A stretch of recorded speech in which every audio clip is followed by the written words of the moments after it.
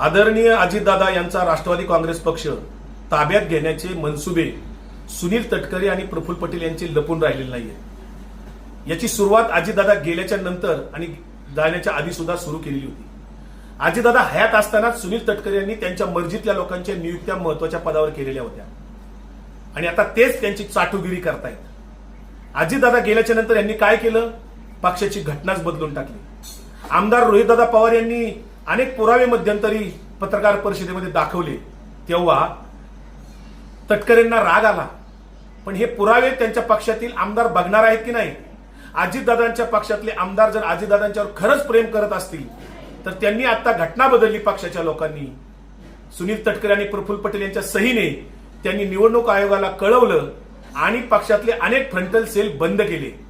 अल्पसंख्याक सेल असेल, OBC sale असेल, सामाजिक न्याय, हे 3 सेल महत्वाचे, ज्याच्यामध्ये सर्व धर्म समभाव आहे, ज्याच्यामध्ये अजितदादांची भूमिका आहे, शिवशाहू फुले आंबेडकरांचा विचार आहे। तो विचार नष्ट करण्यासाठी भारतीय जनता पार्टीचा विचार पुढे नेण्यासाठी कदाचित हे 3 फ्रंटल सेल बंद केलेले असावेत। याच्या संदर्भात सुनेत्रा वहिनींनी कदाचित निवडणूक आयोगाकडे आता पुन्हा पत्रव्यवहार केलेला असावा।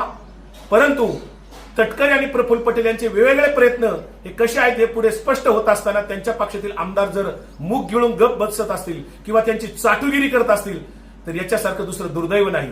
ज्यांना अजितदादांचं नाव घ्यायचंय त्यांनी अजितदादांच्या तत्वाशी, अजितदादांच्या भूमिकेशी ठाम राहावं। अजितदादा कधीही कुठल्याही बोंधूबाबाकडे किंवा कर्मकांड करत नव्हते, कुठल्याही बोंधूबाबाच्या नादी लागलेले नव्हते। आताचे त्यांच्या पक्षातले नेते मात्र बोंधूबाबाच्या प्रकरणात अडकलेले आहेत, हे दुर्दैव आहे। सुनील तटकरे असतील, प्रफुल्ल पटेल असतील, रुपाली चाकणकर असतील, या सगळ्या मंडळींनी अजितदादांचा पक्ष पुरता बदनाम केलेला आहे आणि भारतीय जनता पार्टीच्या इशाऱ्यावर हे सगळं काम चाललेलं आहे। त्यांचा पक्ष भारतीय जनता पार्टीकडे घेऊन जाण्याचं हे सगळे प्रयत्न त्यांचे आहेत, हे उघड झालेलं आहे।